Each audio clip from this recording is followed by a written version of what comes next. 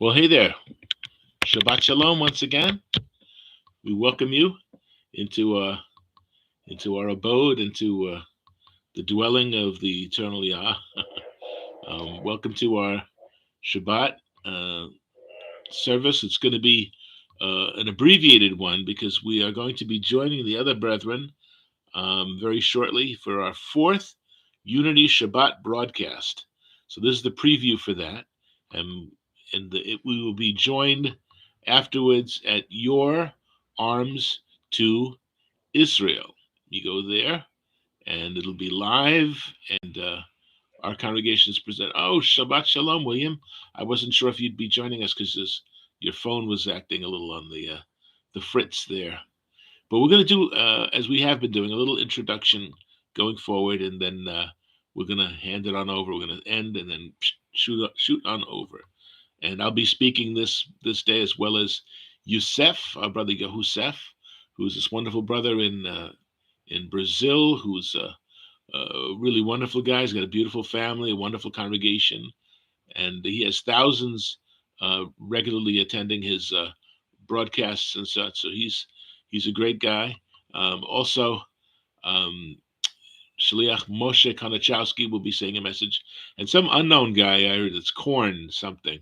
He's going to be blabbing, you know. But we're going to keep the messages down, so we're not going to be going 15 hours, but we'll be uniting for the purpose. We'll also have our other brothers, Yochanan and Chris and Wilbur and Benjamin and who else? I'm sorry if I missed you. But anyway, we're going to be getting into that. This is October 23rd live, couple few minutes after 11. This is day 9 of the 8th month. So we welcome you, and we look forward to this day. And then next week we'll be at our regular deal, starting with our Wednesday midweek midrash time together at 7:30 p.m. And then next Sabbath at 11 we'll be here in our regular scheduled time slot, and doing some very challenging messages. I've been working on a few different things, and you're gonna have to buckle up because it's gonna get bumpy, and we're gonna have to get to a deeper understanding. Again, if you like what you see, and so far I don't know, you've only seen this, but I pray that this has been reaching out to you and touching your lives and what we've been producing and what we've been presenting.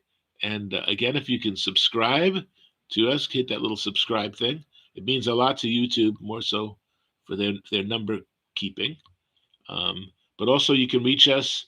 You can text us at 718-219-5247, email or text, both, right?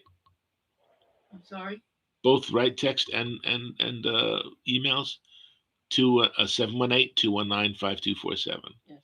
Or the old-fashioned way, you can do the snail mail and write us at Beit Tefilah, P.O. Box 170384, 170384, Ozone Park, New York.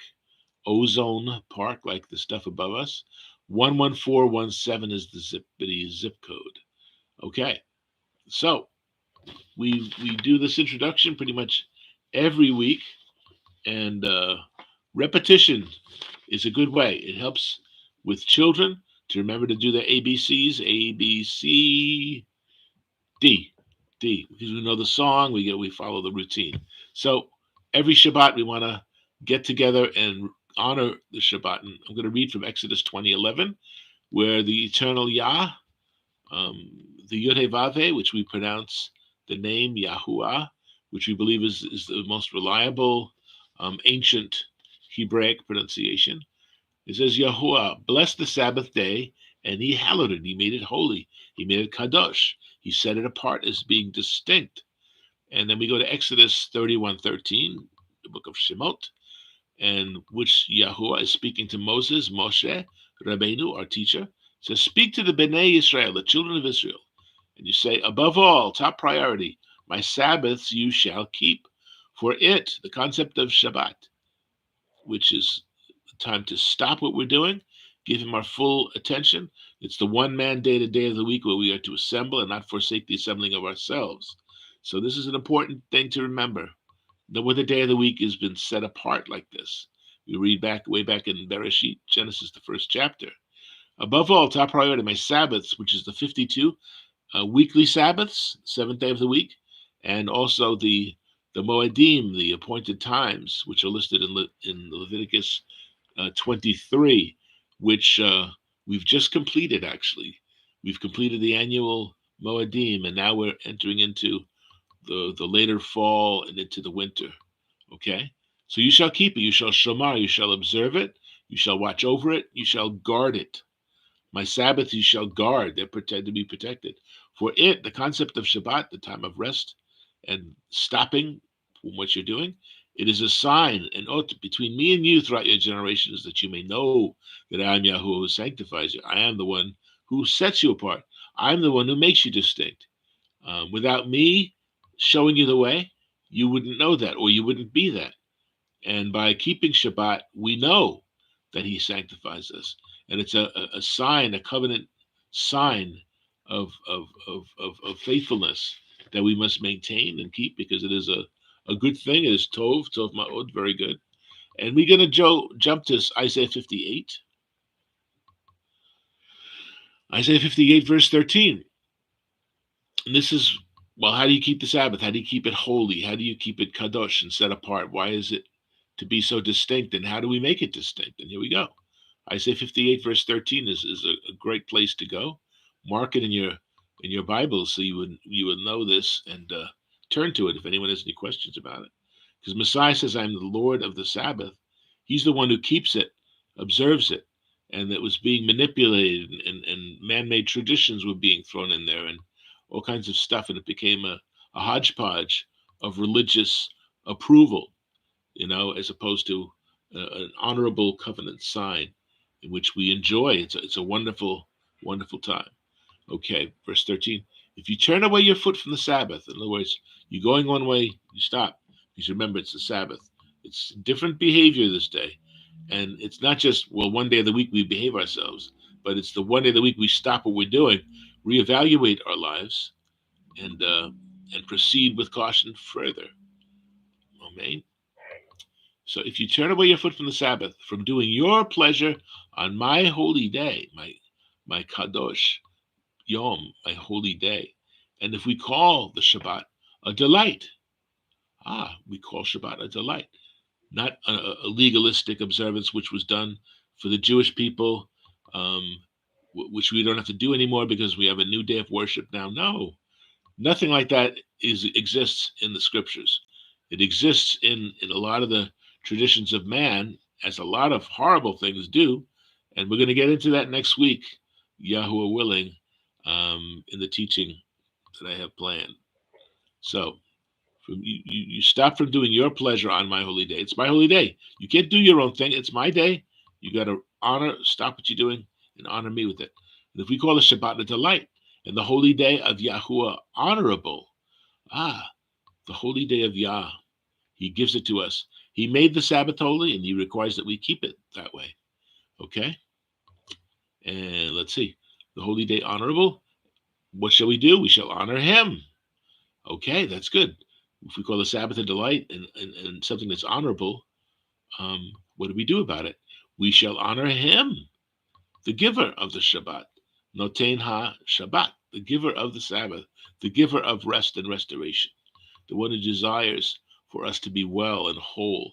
And Shabbat is a day of wholeness, of completeness, of restoration. So we shall honor Him, not doing our own ways, nor finding our own pleasures, nor speaking our own words. Okay, it really is a set apart day, because we are normally going 90 miles an hour in one direction or another, doing one thing or another. Okay, not doing your own ways, finding your own pleasures, or you speaking your own words. Then you shall delight yourself in Yahuwah. Okay, if we those three prohibitions that the day finds us, we're not stressing out over anything. Okay, and if we do so, He gave us this thing which is to be, we will find delight in it, and it's honorable. then we shall delight ourselves in Yah. We delight ourselves. If we call the Sabbath a delight, then we shall delight ourselves in Him, the giver of the gift. If I hate to reduce it to this, but if you have an uncle or an auntie who gave you, oh wow, that's what I can't believe you did that. I have this wonderful thing, and I didn't really want to ask for it because I knew it was a little expensive, and I want to put my parents in an awkward position. But you gave it to me, and from then on, whenever you sit on that bicycle or whenever you do this or play that game or whatever, you think of auntie, right? Because we found we got this wonderful thing, and we think of the connection, the giver of the gift, and we always remember with fondness the one who gave us this. So if we find the Sabbath a delight, then we shall delight ourselves in Him, and as a result, He will cause us to ride on the high hills of the earth, the highest places, the peaks, not the valleys. Okay, I will cause you to ride on the high hills of the earth and feed you with the rich heritage of Yaakov, your father. Now, Yaakov is Israel. He is Israel. And it's all about Israel. You're not on the outside looking in if you're honoring Yah, because we're either of the physical bloodline or we are those who have been grafted in on a part of the Commonwealth. We are Israel, the Israel of Elohim, the Israel of Elohim. He's the one who establishes us to be His unique people. And His unique people are Yaakov. Yaakov. The new covenant was established with the house of Israel and with the house of Yaakov. Okay, it's the house of Israel and the house of Judah, the two houses. And He's bringing everything together. So not all of Israel is Jewish people. Jewish people only make up one out of 12 tribes, or the north and the south.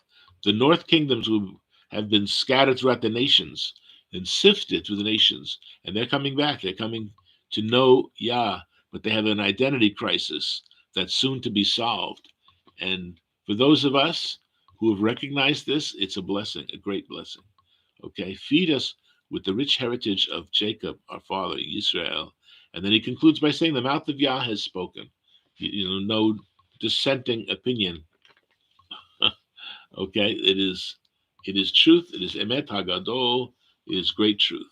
So again, we're grateful that you've joined us on this day. And again, I apologize partially because our regular broadcast, is going to be limited, and we've got a few minutes left. But again, if you can join us on Your Arms to Israel, Your Arms to Israel, and we're not talking about weapons. We're talking about your arms of love, to extend your arms to Israel. And we who join together are fulfilling the commandment to assemble, are fulfilling our purpose of keeping it kadosh by the words that we say, by the things that we do, the way that we think. Messiah is the Lord. He is Adon HaShabbat. He's the Lord of the Sabbath. And so He's the one who tried to clarify it among a bunch of religious people who were adding on to all these things. But the word says, you shall not add to nor subtract from. You shall not make it more appealing or more regimented, nor shall you make it anything less than it is. And as we see just in those couple of scriptures I shared with you, of course, there's many more, but those are my favorite go-to verses, that we can live and enjoy life in its fullness and its abundance, and be grateful and express our gratitude to our wonderful Creator, and also to be there for each other, for the mishpacha, the family, the extended family of Yah. And that's our desire, and that's what we want to do this each week when we reach out to all you good folk. Is that we want it to be like a little family gathering. It's nothing extravagant. It's done in a living room that's filled with a little clutter of books and stuff, but it's our home. This is where we sleep, where we eat, and we do the family type of stuff. And so we want to invite you into our family. And again, we will be here, the eternal Yah willing, each Shabbat at 11 a.m. with we'll have our friends Gilbert and Pat, two of our pillars in our community. We'll share the scriptures each week. We just didn't do it today because we kind of have to wrap things up and get ready to go over to the other channel and do tests and make sure the sound and the image and everything else is good. and that we're able to share to a broad, very broad audience. As I said, Yosef, it's like not millions, not yet, but he's got thousands of people down in Brazil, and we're gonna, get a little exposure in there as well, so they come to know what we're about, and we get to know what they're about, and see that there's a unifying factor. We might not be 100% in full agreement on every issue, every point, but the important issues are immutable. We don't debate these things. We encourage further growth and further understanding. And we are to prove all things, to test all things. And that which is good, we hold on to. That which is not good, not tov, we get rid of. And Messiah says, don't think that I come to destroy the law. Don't think I come to poison the well, so to speak, or to give you teachings that are going to fundamentally uproot your true faith and replace it with something false. Don't think I've come to do that. I've come to fulfill. I've come to give it fullness, to amplify it. And that's what it says in Isaiah. When Messiah comes, he will amplify. He will cause it to be significantly more important. And in fact, historically, sort of just the opposite has happened, because we've allowed mankind to insert his 2 shekels, his 2 cents, and has caused a lot of confusion. The true biblical faith is clear, it's wonderful, it's life affirming, and it adds joy to our lives, and fullness and completeness and perfection. That's the goal. That's the goal. We don't want to be stumbling in the dark, groping around, trying to find him, as Shaul, as Paul says in Acts 17, when he was quoting to the Athenians some of their own philosophy. He says, we shouldn't be groping. We shouldn't be groping in the dark. We can find him if we seek him with all our heart, soul, mind, and strength, as it says in Jeremiah. We need to be faithful to Yah. We need to understand his ways, and we can do that little by little, day by day, and grow in grace and knowledge and understanding, and know his ways. His ways are to be our ways. When we're rebellious, our actions are as filthy rags. Our righteousness is filthy rags. But now there's a lot of believers who say, yeah, my righteousness is filthy rags. There's nothing I can do. But wait a minute. It says in 2 Corinthians chapter 5:21, Elohim made him who knew no sin to become a sin offering for us, so that we might become the righteousness of Yah. So we believe that he did die for our sins, and because if we receive that and acknowledge that and live that, we become the righteousness of Yah. We must walk as he walked.